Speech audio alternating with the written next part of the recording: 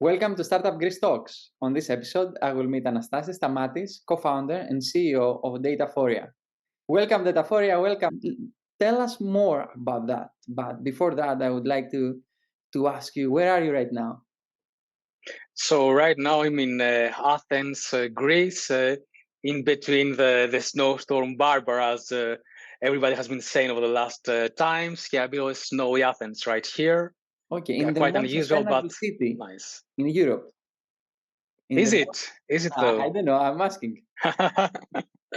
Yeah, I think that there is some room to cover before we actually get that title, I would think, but we've made a start.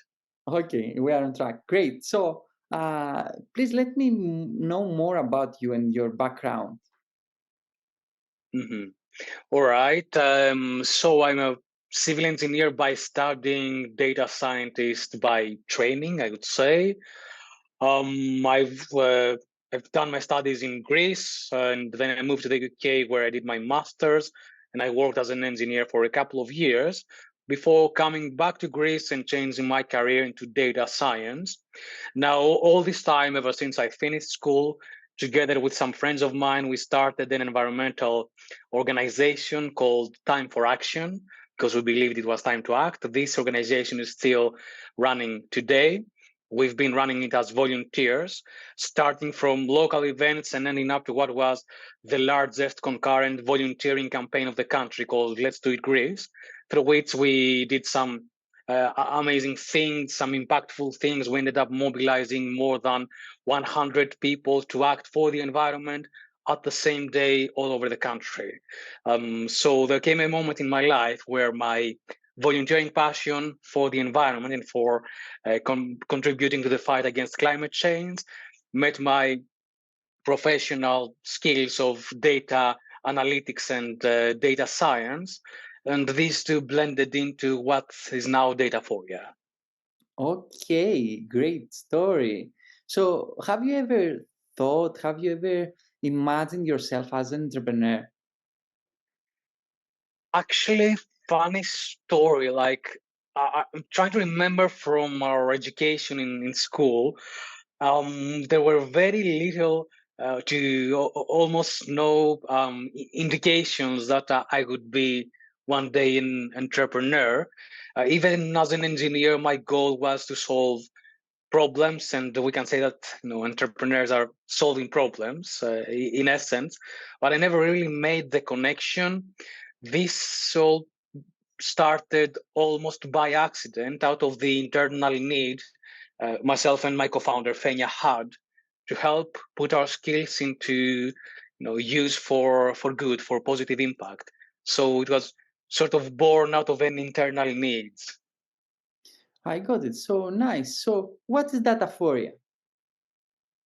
So Dataphoria is an impact-driven startup. This means that as a startup, we focus both on our financial sustainability, but also the environmental sustainability, making the world a better place.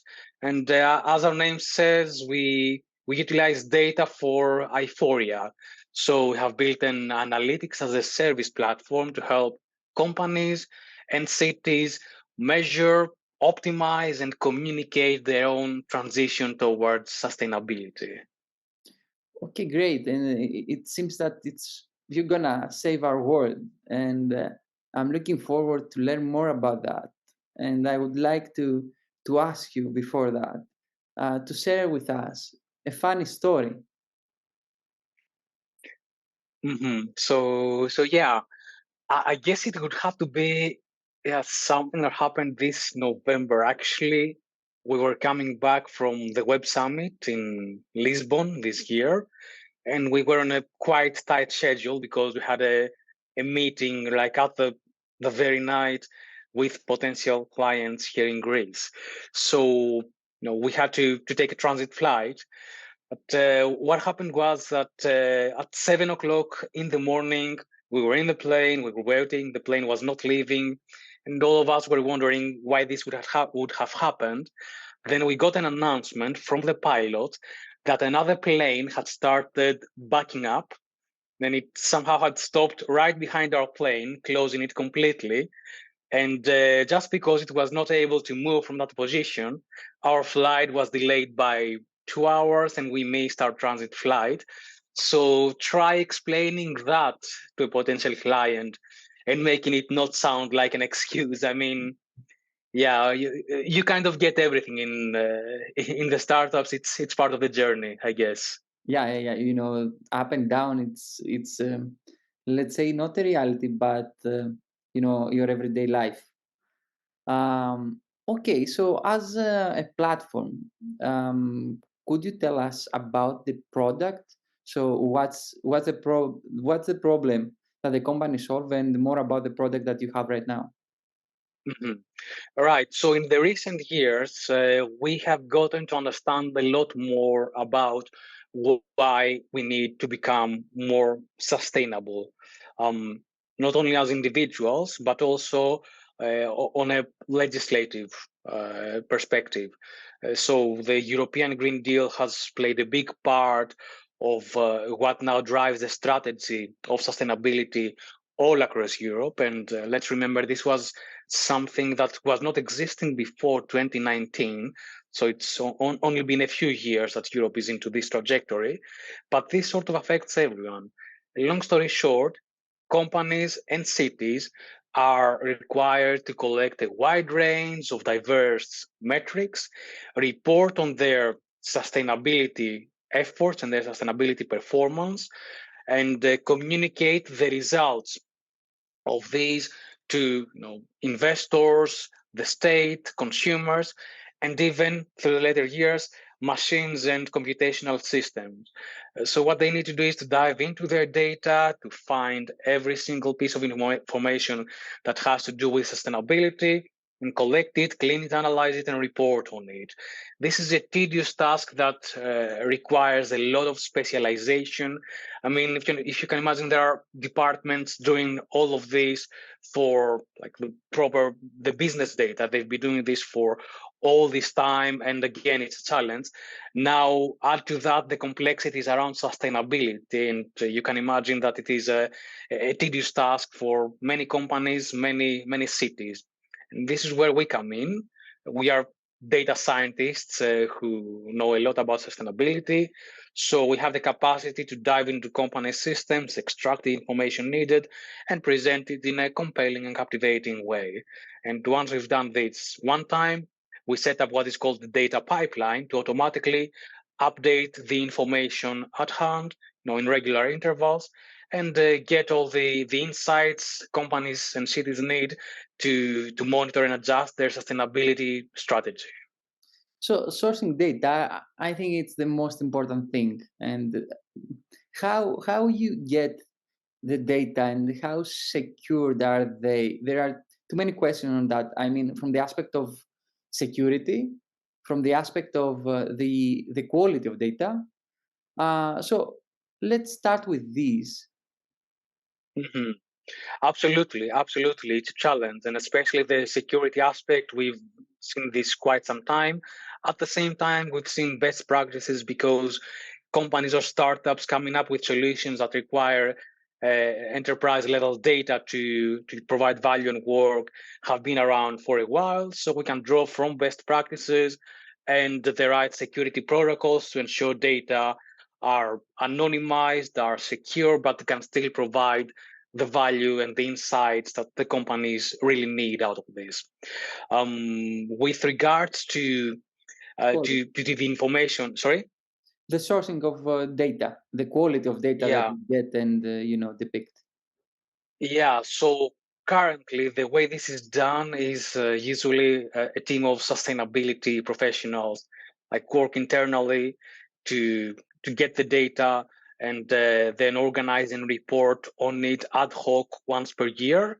But there are two challenges with this method. A, you're not really close to the data source, and B, when someone has to audit this data, they have to dive into their own data and get all this information and ensure that the result matches what the company is reporting on. Now, by moving to an automated data collection system whereby you can get the information straight from the raw data to the degree you are able to do this. Of course, you're one step closer to validating the data quality. I mean, when you use the same company systems that the company is using to report on the financial metrics and to run day-to-day operations, then you're as close to the truth as you can probably get with the data governance systems that its business has at the time.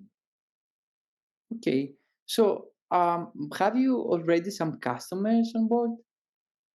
Yeah, we've already run this with SMEs in Greece and the UK, and we are now moving from validating this concept, this model, with small and medium enterprises towards larger enterprises.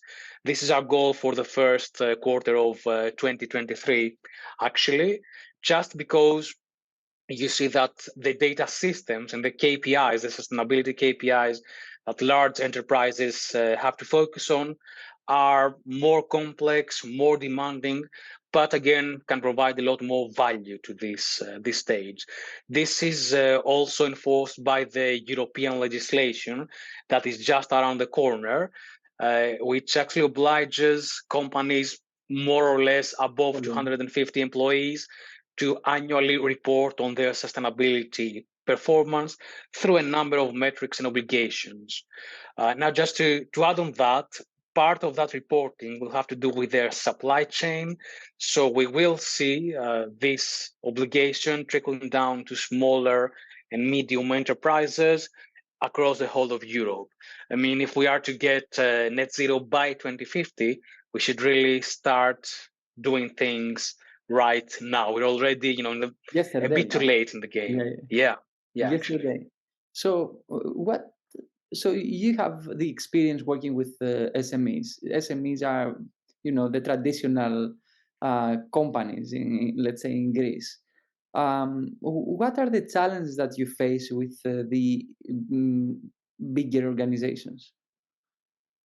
So as you mentioned, it's all about data security. It's about understanding the value they can get out of this, and then it's a bit more complex navigating, the coordination between different departments in order to get the access we need, to get the data quality we need, and to define the KPIs you should be measuring at the end of the day.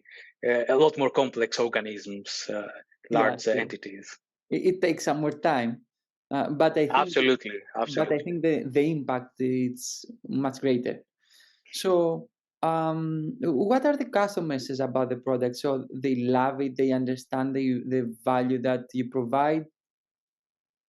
So a useful comment we've always gotten was on the quality of the visualization we provide, and we're always proud of that and the dashboards we deploy. So that's one thing. Then the other thing definitely is you get some wow moments when you understand where your emissions come from, or when you are really sure about something sustainability related that you can then convey to your own audience, to your own investors. I would have to say that clients in the UK are much more educated around what they would like to disclose, to convey to their own audience. And we really hope this could be the case someday in Greece. I mean, we see it coming. It's just a matter of time before it gets here as well. We're gonna talk further about it and sustainability and how we track, how we measure, how we optimize and communicate all these data that coming from platforms like what you do. Um, it needs people be educated, and for sure, it's a trend. Everybody's talking about sustainability. We have seen, as you said, after the last 2 years, we have seen progress on that market, on that industry, let's say. What do you believe? Are we close enough uh, for the to set up education programs, or how we can educate people to think about sustainability? What are your thoughts about it? Because right now everybody's talking about sustainability. The majority of companies are using it as a marketing. So what's your opinion? I mean, A turning point would be when we realize sustainability is not about marketing, but it's about an existential crisis for the companies themselves. If we do not manage the risks coming out of climate change today, we won't have companies tomorrow, so to say. One very real example, I mean, we see Europe has set up targets for the Fit for 55 package. So by 2030, getting the emissions of the whole continent 55% down from the levels of 1990, then net zero by 2050. So if you're an investor today and you plan to invest in a company and make your profit in 30 years time, you probably want to invest to a company that is really looking on how to get to net zero by 2050 and who is evidently having good progress with this today. So we see a decoupling of financial progress with sustainability, with actually the greenhouse gases, which gets to show us the path towards sustainability. So it's all around us. We also see the effects of climate change here in Greece as well, all over Southern Europe as well. So people are starting to wonder more and more on what we can do and how can we become part of the change. So I'm really hopeful about that. Science tells us there is still time. I mean, a little time, but there is still time, as long as this is backed by society, as this is backed by innovation and technology, and we hope to play a small part in this green wave forward. So there is space for education on that field. Absolutely, absolutely, absolutely. Just because it is all around us, it is part of our own everyday lives. Then there are good efforts of NGOs educating and preparing the next generation of green entrepreneurs and green professionals as well. There will be a huge market need, a huge skills need for people who understand sustainability and who can help companies and cities to become more sustainable in the future. So green skilling is an absolutely essential part of that. So let's go back to what you are doing, and I'm wondering how you make money. All right. So our business model focuses on two different aspects of our product. So before we can deliver, the first dashboard, the first visualization of KPIs or the first clean data, we need to set up this data mining process. We need to dive into data, explore it, clean it, and organize a process by which we can have the clean data consumption ready. That's the setup phase. So we charge for that, and that's a one-off charge.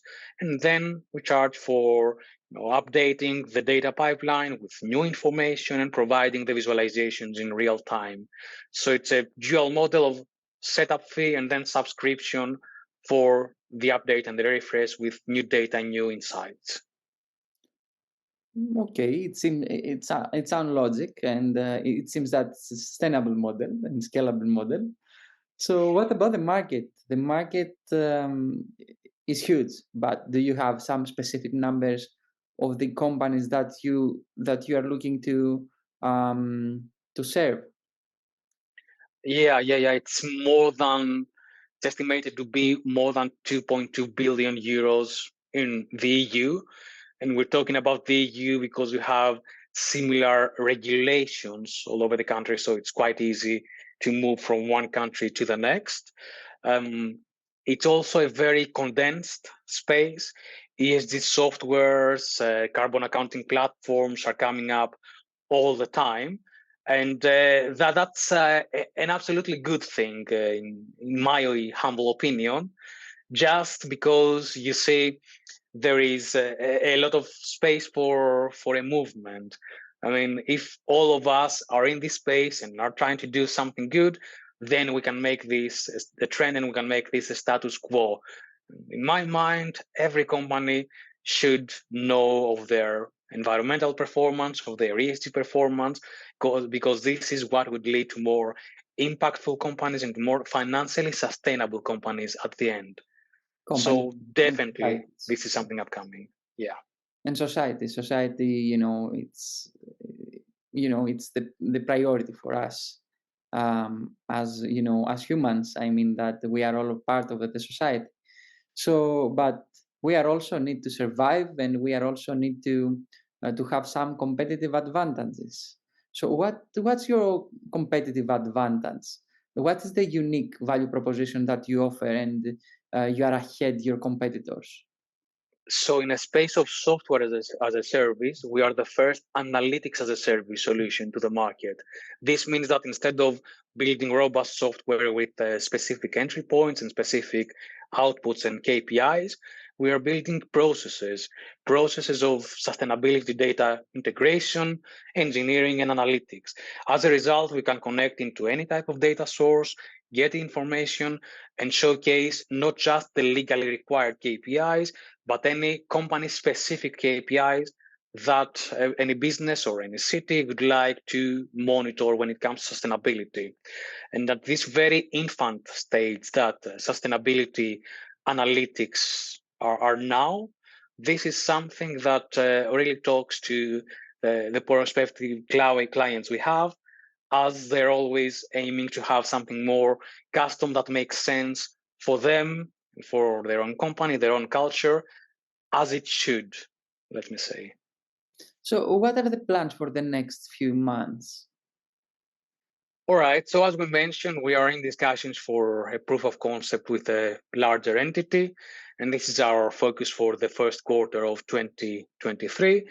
At the same time, we're in touch with impact investors, growing the team, and opening a pre-seed funding round that would get us to the next stage. Now, what would really make a difference in the sustainability space is early 2024, when the latest corporate sustainability reporting directive comes into effect with a lot more requirements and data-heavy procedures set out for companies that are headquartered in the EU. You you told us about the next steps and what you are looking for, and it's also my next question on that. So until now you are bootstrapped, you have won several awards, so you have some money in order to grow. Is that enough? You said that you are looking for angel investors in order to complete the pre-seed round. So what are your thoughts? Are you in touch with angel investors, with some VCs? What are you looking for? I mean, do you have any specific request? So yeah, the company has been bootstrapped from the beginning. We've also had a focus on finding clients right from the beginning, and these are a huge part on how we can sustain the business and continue working on it full time as we are right now. With regards to the investment, as we complete the proof of concept, we would have everything we need to sort of skyrocket it, and that's where the pre-seed funding would come in very handy. What we're really looking for is impact-driven investors. I mean, investment is starting to open up in Greece a lot, and that's absolutely great. We're looking for a fitting values mostly, ensuring that any investor that becomes part of Dataphoria, we share the same values, we share a similar mindset, and we can continue working with impact in mind. Because at the end of the day, we want to help companies and cities become net zero, become more sustainable as fast as possible. And this is where data can really help. So you told us about impact investors that are getting aware, and there are impact investors also in Greece. Have you seen any investments on that space? Either is in Greece, either in the EU. I mean, are they investing heavily? Have you seen any other startups that have been funded the impact that are creating impact? Mm-hmm. Absolutely. That's a booming space again. And actually, climate tech investment from 2021 to 2022 increased by something like 1.8 times over, if I remember correctly, according to Sifted's latest report. So that's a huge indicator. At the same time, we've reached finally a point in human history where we can say that a business is okay to have a sustainable, like a financially sustainable business model, but also doing good for the planet. And this is something that's growing constantly. So I am aware of deals that have been made in Europe and also in Greece. We see this space becoming a lot more frequent as well, and this should be the way to go.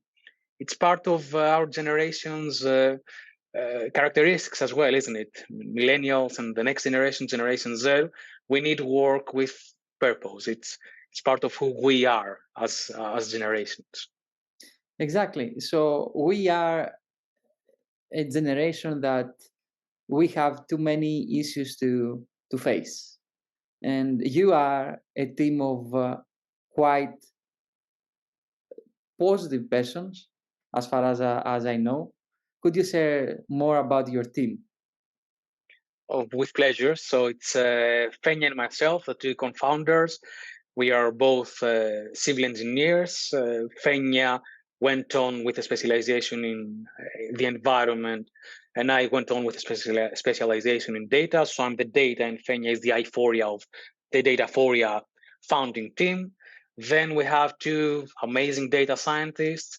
Yannis Tolios is one of them. He's a data science blogger, AI book author, and climate change enthusiast. And he's actually our first sustainability data scientist, so the first full-time hire we ever made for Dataphoria. He's absolutely great and technically very acumen. And then we also have Haris Petrakogiannis, who is a data science intern, very well versed in data visualization techniques, and that's an important part that he brings to Dataphoria. And we also have advisors with us with knowledge on sustainability, data engineering, data science, and business as well.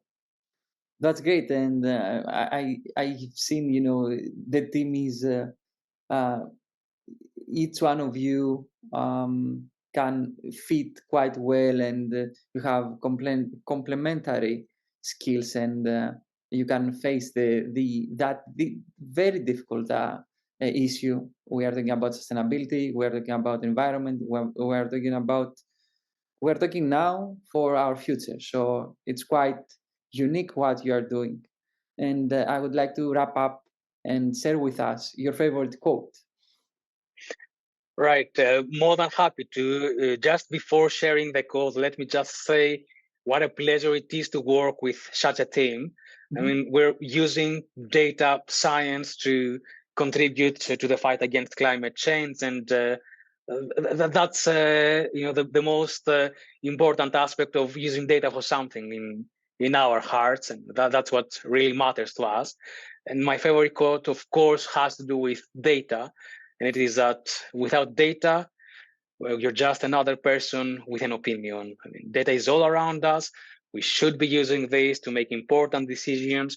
And what could be more important than making our cities greener, making our companies greener, and contributing to the fight against climate change? Great vision and great quote. I think you are aligned with this on your vision and what you are doing, and I know that your actions, the voluntary actions, and now your startup actions are facing this difficult issue. And I would like to wish you best luck and congratulations, and let's keep in touch. Thank you so much, Thanos. We are with you on this path, and thanks for having us again. Great pleasure. Thanks a lot.